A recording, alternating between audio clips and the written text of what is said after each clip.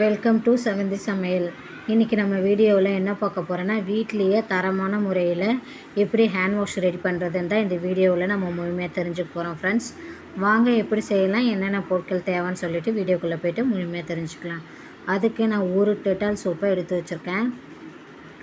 இப்போ இதை ஓப்பன் பண்ணிவிட்டு சோப்பை நல்லா துருவிக்கலாம். நம்ம இது போல் ஒரு காய் செய்கிற இதில் நம்ம துருவி எடுத்துக்கலாம். 700 ml தண்ணியை நல்லா பாயில் பண்ணிக்கலாம். அதில் நான் ஆஃப் சோப்பை மட்டும்தான் துருவி எடுத்துக்கிட்டேன். நல்லா மிக்ஸ் பண்ணிக்கலாம். சோப் நல்லா கரையிறது வரைக்கும் மிக்ஸ் பண்ணிவிட்டு அதுக்கப்புறமா நம்ம கிளிசரின் 2 ஸ்பூன் அளவாக ஆட் பண்ணிக்கலாம்.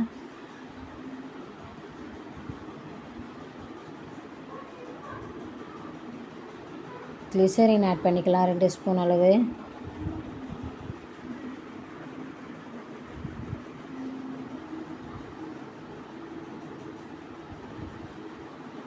கிளிசரின் ஆட் பண்ணிட்டு திரும்பவும் நல்லா மிக்ஸ் பண்ணி விட்டுட்டு அப்படியே அந்த சூடு ஆறுறது வரைக்கும் அப்படியே நல்லா ஆற விட்டுடலாம் ஃப்ரெண்ட்ஸ்.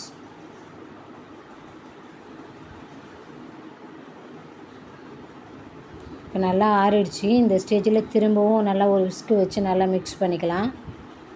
நல்லா லிக்விட் கன்சிஸ்டன்சிக்கு வந்துடும். இது போல் ஒரு ஸ்ப்ரே பாட்டிலில் நம்ம ஊற்றி வச்சுக்கலாம் ஃப்ரெண்ட்ஸ். அவ்வளோதான் ஃப்ரெண்ட்ஸ்,